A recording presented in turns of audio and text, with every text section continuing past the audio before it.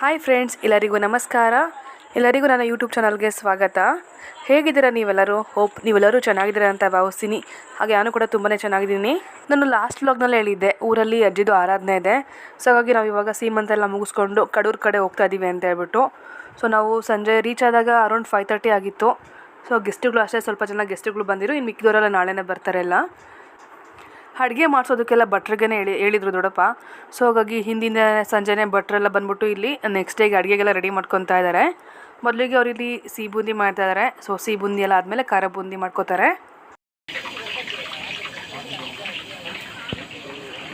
ಹಾಗೆ ಇಲ್ಲಿ ಕೈಗೆ ಬ್ಯಾಂಡೇಜ್ ಅಂತಂದರೆ ಪಟ್ಟು ಕಟ್ಟಿಸ್ಕೊಂಡಿದ್ದಾರಲ್ವ, ಇವರೇ ನೋಡಿ ನಮ್ಮ ದೊಡ್ಡಪ್ಪ. ಬಸವರಾಜು ಅಂತ ಹೇಳ್ಬಿಟ್ಟು ದೊಡ್ಡಪ್ಪನ ಹೆಸರು. ಪಾಪ ದೊಡ್ಡಪ್ಪ ಟ್ರ್ಯಾಕ್ಟ್ರಿಂದ ಬಿದ್ದುಬಿಟ್ಟು ಕೈ ಫ್ರ್ಯಾಕ್ಚರ್ ಮಾಡ್ಕೊಂಡಿದ್ದಾರೆ. ಸೊ ಹಾಗಾಗಿ ಪಟ್ಟು ಕಟ್ಟಿಸ್ಕೊಂಡಿದ್ದಾರೆ. ಮನೆ ಪಕ್ಕ ಹಾಗೆ ಮನೆ ಮುಂದೆ ತುಂಬಾ ಜಾಗ ಇದೆ.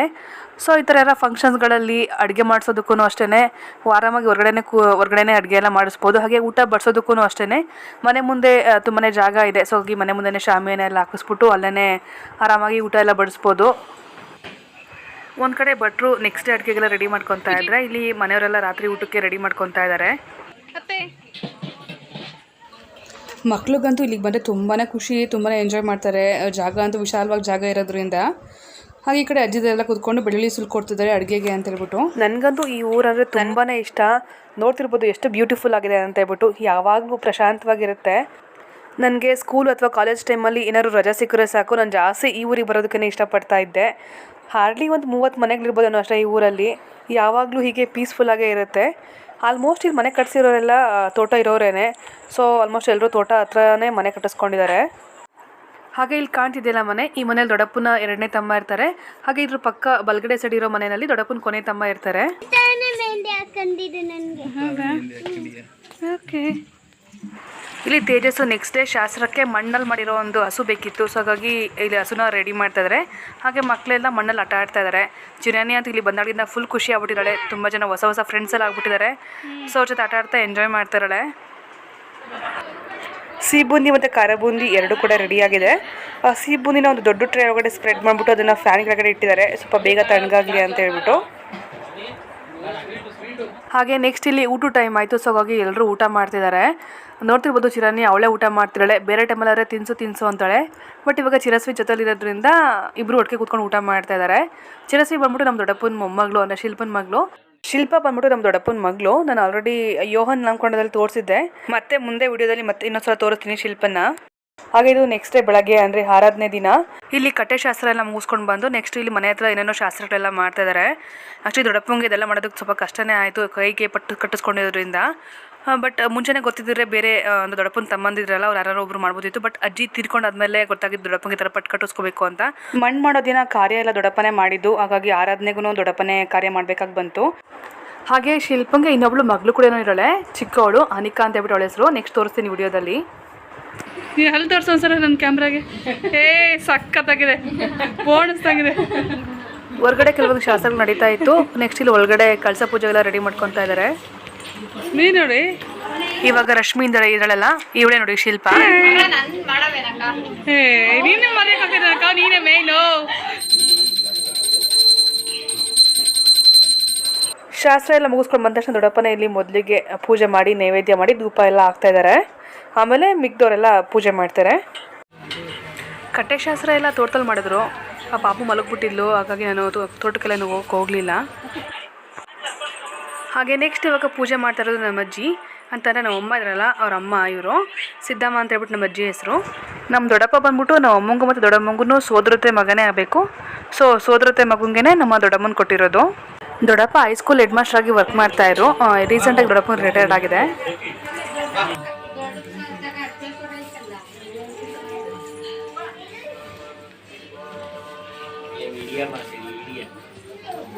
ನೋಡಿ ದ್ವಾರಪಾಲಕರ ಥರ ಇಬ್ಬರಿದ್ದಾರೆ ಇಲ್ಲಿ. ಒಬ್ಬರು ಏನು ಕೊಡೋಕ್ಕೆ, ಪಂಚಾಮೃತ ಕೊಡೋಕ್ಕೆ, ಇನ್ನೊಬ್ರು ಕಡ್ಲೆಟ್ ಕೊಡೋಕ್ಕೆ. ಆಲ್ಮೋಸ್ಟ್ ಎಲ್ರದ್ದು ಪೂಜೆ ಆಯಿತು. ಪೂಜೆ ಎಲ್ಲ ಮುಗಿಸ್ಕೊಂಡು ಊಟಕ್ಕೆ ಹೋಗಿದ್ದಾರೆ. ಅಲ್ಲಿ ಕೊನೆಯಲ್ಲಿ ನಾನು ಪೂಜೆ ಮಾಡ್ತಾಯಿದ್ದೀನಿ.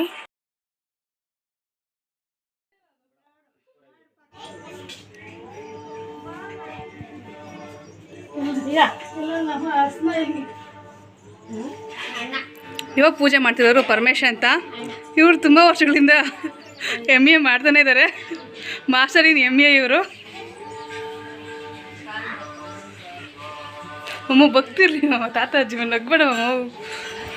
ಇವಾಗ ಪೂಜೆ ಮಾಡ್ತಾ ಇದ್ದಾರಲ್ಲ, ಇವರು ನಮ್ಮ ಅಮ್ಮನ ತಮ್ಮ, ನನಗೆ ಸೋದರ ಮಾವನೇ ಆಗಬೇಕು, ಪರಮೇಶ ಅಂತ ಹೇಳ್ಬಿಟ್ಟು ಮಾಮನ ಹೆಸರು. ಮಾಮ ಊರಲ್ಲಿ ಎಮ್ಮೆಗಳನ್ನೆಲ್ಲ ನೋಡ್ಕೋತಾರೆ, ಸೊ ಹಾಗಾಗಿ ನಾನು ಮಾಸ್ಟರ್ ಇನ್ ಎಮ್ಮೆ ಅಂತ ಹೇಳಿದ್ದು ತಮಾಷೆಗಷ್ಟೇ. ಇವಳು ನೋಡಿ ಹನಿಕಾ, ಶಿಲ್ಪನ 2ನೇ ಮಗಳು. ನಾವು ಯಾವಾಗಲೂ ಹಿಂಗೆ ಎಲ್ಲರೂ ಸೇರಿದ್ದೀವಿ ಅಂತ ಅಂದರೆ ಹಿಂಗೆ ಒಬ್ರಿಗೊಬ್ರು ರೇಗಿಸ್ಕೊಂಡು ತಮಾಷೆ ಮಾಡ್ಕೊಂಡೇ ಇರ್ತೀವಿ. ಇದು ಪುಳಿಯೋಗರೆ ಒಂದು ಅಮ್ಮನೇ ಮಾಡಿದ್ದು. ಅಮ್ಮ ಪುಳಿಯೋಗರೆ ಗೊಜ್ಜು ತುಂಬಾ ಚೆನ್ನಾಗಿ ಮಾಡ್ತಾರೆ, ಹಾಗಾಗಿ ಆ ಪುಳಿಯೋಗರೆನ ಅಮ್ಮನೇ ಮಾಡಿದ್ದು. ಮಿಕ್ಕಿದ ಅಡುಗೆ ಎಲ್ಲ ಭಟ್ರೆ ಮಾಡಿದ್ರು. ಹಾಗೆ ಊರಿಗೆ ಬಂದಾಗ್ಲಿಂದನೂ ಅಷ್ಟೇ ಚಿರಾನಿ ಅವಳ ಪಾಡಿಗಳು ಅವಳೇ ಊಟ ಮಾಡ್ತಾಳೆ, ನನಗೆ ತಿನ್ಸು ಅಂತ ಕೇಳ್ತಾನೆ ಇಲ್ಲ. ಅವಳಿಗೆ ಊಟ ಮಾಡಿಸೋ ಕೆಲಸ ಒಂದು ತಪ್ಪಿತು ನನಗೆ. ಅಲ್ಲ, ಚಿರಾನಿಂಗೆ ಅವಳ ಜೊತೆಗೆ ಚಿರಸ್ವಿ ಇದ್ಲು, ಹಾಗೆ ಇವಳು ಶಮಿತಾ ಅಂತ ಹೇಳ್ಬಿಟ್ಟು ಇನ್ನೊಬ್ರು ಸೋದ್ರ ಮಾವನ ಮಗಳು. ಸೊ ಇವರೆಲ್ಲ ಇದ್ರಲ್ವ ಜೊತೆಗೆ. ಸೊ ಹಾಗಾಗಿ ಅವ್ರ ಜೊತೆ ಕೂತ್ಕೊಂಡು ಅವಳ ಪಾಡಿಗಳು ಊಟ ಮಾಡ್ತಾ ಇದ್ಲು. ಹಾಗೆ ಇಲ್ಲಿ ದಾಳಿಂಬೆ ಹಣ್ಣಿನ ಕಲರ್ ಸ್ಯಾರಿ ಹಾಕ್ಕೊಂಡು ಊಟ ಬಡಿಸಿದಾರಲ್ಲ, ಇವರೇ ನಮ್ಮ ಪರಮೇಶಮ್ಮನ ವೈಫು, ಧನಲಕ್ಷ್ಮಿ ಅಂತ ಹೇಳ್ಬಿಟ್ಟು ಅತ್ತೆ ಹೆಸರು. ಎಲ್ರದ್ದು ಊಟ ಆಯಿತು. ನೆಕ್ಸ್ಟ್ ಇವಾಗ ನಾವು ಊಟಕ್ಕೆ ಅಂತ ಹೇಳ್ಬಿಟ್ಟು ಕೂತಿದ್ದೀವಿ. ನಮ್ಮದೇ ಲಾಸ್ಟ್ ಬ್ಯಾಚ್ ಆದ್ದರಿಂದ ನಮ್ಗೆ ಏನು ಬೇಕೋ ಅದು ಬಡಿಸಿಸ್ಕೊಂಡು ಸಮಾಧಾನವಾಗಿ ಊಟ ಮಾಡ್ಬೋದು, ಹಂಗೆ ಮಾತಾಡಿಕೊಂಡು.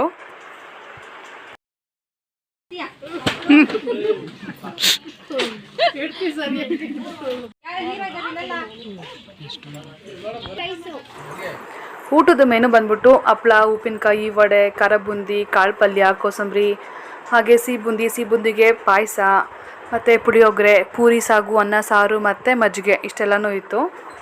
ಭಟ್ರಿಗೆ ಜಸ್ಟ್ ಅಡುಗೆ ಮಾಡೋದಕ್ಕೆ ಅಷ್ಟೇ ಹೇಳಿದ್ದು. ಊಟಕ್ಕೆಲ್ಲ ಬಡಿಸಿದ್ದೆಲ್ಲ ಮನೆಯವರೇನೆ ಊಟಕ್ಕೆಲ್ಲ ಬಡಿಸಿದ್ದು. ತುಂಬ ಜನ ಇದ್ದಿದ್ದರಿಂದ ಏನು ಬಡಿಸೋದೆಲ್ಲ ಏನು ರಿಸ್ಕ್ ಆಗಲಿಲ್ಲ. ಹಾಗೆ ನೆಕ್ಸ್ಟ್ ಇದು ಅವತ್ತಿನ ದಿನ ಸಂಜೆ ಎಲ್ಲರೂ ನೆಕ್ಸ್ಟ್ ಡೇ ನಾನ್ ವೆಜ್ ಅಡುಗೆಗೆಲ್ಲ ರೆಡಿ ಮಾಡ್ಕೊತಾ ಇದ್ದಾರೆ. ಈರುಳ್ಳಿ, ಬೆಳ್ಳುಳ್ಳಿ ಇದೆಲ್ಲ ಸಿಪ್ಪೆ ಸುಲಿದಿಡ್ತಿದ್ದಾರೆ. ಹಾಗೆ ಅಮ್ಮ ಮಸಾಲೆಗೆ ಏನೇನು ಬೇಕೋ ಅದೆಲ್ಲ ರೆಡಿ ಮಾಡ್ಕೊತಿದ್ದಾರೆ, ನೋಡಿ ಚಕ್ಕೆ, ಲವಂಗ ಎಲ್ಲ. ಹಾಗೆ ಇವಾಗ ಆಯ್ ಮಾಡ್ತಿದಾರಲ್ಲ, ಇವರೇ ನೋಡಿ ನಮ್ಮ ದೊಡ್ಡಮ್ಮ, ಗಂಗಾಂಬಿಕಾ ಅಂತ ಹೇಳ್ಬಿಟ್ಟು ದೊಡ್ಡಮ್ಮನ ಹೆಸರು. ಹಾಗೆ ಅಮ್ಮನ ಪಕ್ಕ ಕೂತಿರೋರು ಪುಟ್ಟಜ್ಜಿ ಅಂತ ಹೇಳ್ಬಿಟ್ಟು, ಇವ್ರನ್ನೂ ಕೂಡ ಸೋದ್ರ ಮಾವಂಗನೇ ಕೊಟ್ಟಿರೋದು. ಹಾಗೆ ಪುಟ್ಟಜ್ಜಿ ಪಕ್ಕ ಎಲ್ಲೋ ಕಲರ್ ಸೀರೆ ಹಾಕೊಂಡು ಕೂತಿರೋರು ಅನ್ನಪೂರ್ಣಜ್ಜಿ ಅಂತ ಹೇಳ್ಬಿಟ್ಟು, ಇವರು ನಮ್ಮ ದೊಡ್ಡಪ್ಪಂಗೆ ಚಿಕ್ಕಮ್ಮ ಆಗಬೇಕು. ಹಾಗೆ ಇಲ್ಲಿ ಅನ್ನಪೂರ್ಣಜ್ಜಿ ಪಕ್ಕ ಕೂತಿರೋದು ನಮ್ಮ ಅಜ್ಜಿ ಅಂದರೆ ಸಿದ್ದಜ್ಜಿ, ನಮ್ಮ ಅಮ್ಮೋರಮ್ಮ. ಆಗಲೇ ತೋರಿಸಿದೆ, ಬಟ್ ಮುಖ ಕಾಣಿಸ್ಲಿಲ್ಲ ಅನಿಸುತ್ತೆ ನಿಮಗೆ. ಹಾಗೆ ಊರು ನೋಡಿ ಎಷ್ಟು ಪ್ರಶಾಂತವಾಗಿದೆ ಅಂತ ಹೇಳ್ಬಿಟ್ಟು, ಇದು ಮನೆ ಹಿಂದ್ಗಡೆಯಿಂದ ವ್ಯೂ. ನನಗಂತೂ ಇಲ್ಲಿಗೆ ಬಂದರೆ ಯಾವುದೋ ಒಂದು ರೆಸಾರ್ಟಿಗೆ ಬಂದಿದ್ದೀನಿ ಅನ್ನೋ ಒಂದು ಥರ ಫೀಲ್ ಆಗುತ್ತೆ. ಯೂಶ್ವಲಿ ಎಲ್ಲರೂ ಮೈಂಡ್ ರಿಫ್ರೆಶ್ಮೆಂಟ್ಗೋ ಅಥವಾ ರಿಲ್ಯಾಕ್ಸೇಷನ್ಗೋ ಅಂತ ಹೇಳ್ಬಿಟ್ಟು ರೆಸಾರ್ಟ್ ಕಡೆ ಹೋಗ್ತಾರಲ್ವ. ಸೊ ನನಗೆ ಇಲ್ಲಿಗೆ ಬಂದರೆ ಆ ಥರ ಫೀಲ್ ಆಗುತ್ತೆ. ಎಸ್ಪೆಷಲಿ ಅರ್ಲಿ ಮಾರ್ನಿಂಗು ಅಥವಾ ಈವ್ನಿಂಗ್ ಟೈಮ್ ಅಂತೂ ಇಲ್ಲಿ ಪಕ್ಷಿಗಳ ಚಿಲಿಪಿಲಿ ಸೌಂಡ್ ಅದೆಲ್ಲ ಕೇಳ್ತಾ ಇದ್ದರೆ ಮನಸ್ಸಿಗೆ ಏನೋ ಒಂಥರ ಖುಷಿ ಕೊಡುತ್ತೆ.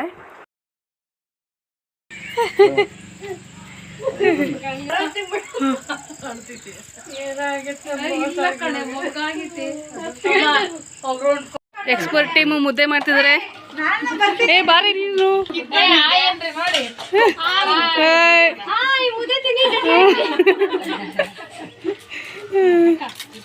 ಮುದ್ದೆ ಮಾಡೋದ್ರಲ್ಲಿ ಇವರೆಲ್ಲ ಎಕ್ಸ್ಪರ್ಟ್ಗಳು. ಫಂಕ್ಷನಲ್ಲಿ ಅಷ್ಟೇ ಮುದ್ದೆ ಮಾಡೋದು, ಮನೆಯಲ್ಲಿ ಮುದ್ದೆ ಮಾಡಲ್ಲ.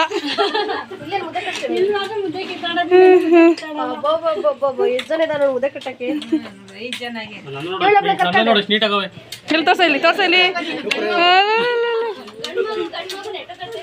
ಒಂದ್ಸಲ ಮುದ್ದೆ ಇಟ್ಕೊಂಡ್ಸಲ. ಸೂಪರ್. ಒಬ್ಬೊಬ್ರು ಕೈ ಒಂದು ಸೈಜ್ ಇದಾವೆ, ಒಬ್ಬರು ದೊಡ್ಡ ಮುದ್ದೆ. ಹಾಗೆ ಇದು ನೆಕ್ಸ್ಟ್ ಡೇ ಬೆಳಗ್ಗೆ ನೋಡ್ತಾ ಇರ್ಬೋದು, ಬಿಸಿ ಬಿಸಿ ಮುದ್ದೆ ರೆಡಿ ಆಗ್ತಾ ಇದೆ. ನೆಕ್ಸ್ಟ್ ಡೇಗೆಲ್ಲ ಇನ್ನು ಭಟ್ರಿಗೆಲ್ಲ ಇರಲಿಲ್ಲ ನಾನ್ ವೆಜ್ ಅಡುಗೆಗೆ. ನಮ್ಮಲ್ಲೇ ಎಕ್ಸ್ಪರ್ಟ್ ಶೆಫ್ಗಳೆಲ್ಲ ಇದ್ದಿದ್ದರಿಂದ ಭಟ್ರಿಗೆಲ್ಲ ನೀಡಿರಲಿಲ್ಲ.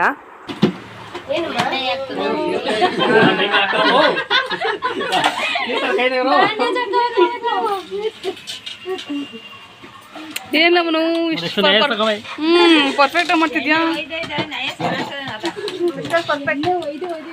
ಆ್ಯಕ್ಚುಲಿ ಹಿಂದಿನ ದಿನ ಸ್ವೀಟ್ ಅಡುಗೆಗೂ ಅಷ್ಟೇ ಅಮ್ಮ ಮತ್ತು ದೊಡ್ಡಮ್ಮ ಎತ್ಕೊಂಡು ಭಟ್ರೆಲ್ಲ ಏನೂ ಬೇಡ, ನಾವೇ ಮಾಡ್ಕೊಂಡ್ರಾಗುತ್ತೆ, ಜನ ಎಲ್ಲ ಇರ್ತಾರಲ್ವ, ಸೊ ಮಾಡ್ಕೊಂಡ್ರಾಗುತ್ತೆ ನಾವೇ ಅಂತ ಹೇಳಿದರು. ಬಟ್ ದೊಡ್ಡಪ್ಪ ಬೇಡ, ರಿಸ್ಕ್ ಆಗುತ್ತೆ, ಆ ಕಟ್ಟೆಶಾಸ್ತ್ರ ಮತ್ತು ಈ ಕಳ್ಸ ಪೂಜೆ ಎಲ್ಲ ಇರುತ್ತಲ್ವ, ಸೊ ಈ ಪೂಜೆಗೂ ರೆಡಿ ಮಾಡ್ಕೋಬೇಕಾಗುತ್ತೆ, ರಿಸ್ಕ್ ಆಗುತ್ತೆ, ಬೇಡ ಅಂತೇಳ್ಬಿಟ್ಟು ಭಟ್ರಿಗೆ ಹೇಳಿದ್ರು.